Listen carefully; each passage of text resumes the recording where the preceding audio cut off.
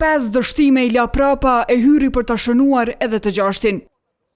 Këtë e regjistroi edhe më bindshëm me rënje në vota pro. Ndaj Albulena Agjiu ka veç një shpresë që ta ndalë rrugën e rekordeve të mos suksesit për të zgjedhur krye parlamentare. E shpresojmë shumë në reflektim të opozitës. Por kësaj si e propozuara vetme e vetëvendosjes nuk i japin hiç mundësi deputetët e partive tjera.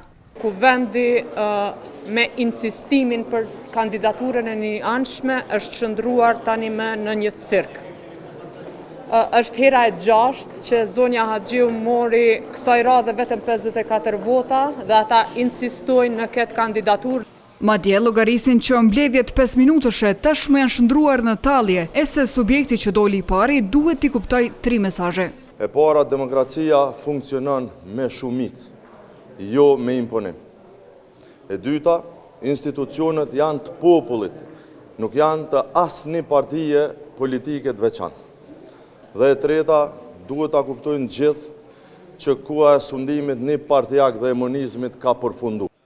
Shpresat që partitë mund të merren vesh me zvete nuk shihen diku, ndaj u dha një propozim që mund t'i kthejë sytë e ndërkombëtarëve ka Kosova. Kërkojmë nga kryetari i Prishtinës përparim Roma që me zgjedh një shesh ndër sheshet kryesore të Prishtinës edhe mjavu emrin e presidentit Trump, në mënyrë që të angazhohen edhe të mos na harrojnë. Por ata që nuk po mbrin ta bëjnë shumicën, fajsojnë se tjerëve po u kufizohet e drejta për votim pro.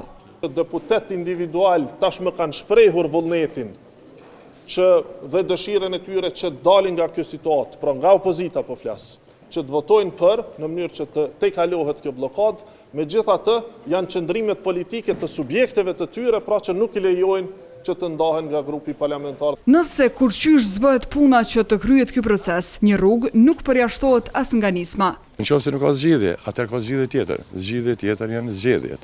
Subjektet janë treguar të hapura për ta shqyrtuar një tjetër emër si propozim, por edhe sikur të merrej parasysh, ky nuk mund të jetë ai ish kryeparlamentarit Blau Konjufca, që duket se u rezervua. Mund të kemi pjesë të qeverisë edhe zotin Konjufca. Tentimet për ta konstituar kuvendin ka nisur qysh me 15 prill, nga kur edhe kryeministri në detyrë Albin Kurti mban të palëkundër qëndrimin për të heshtur.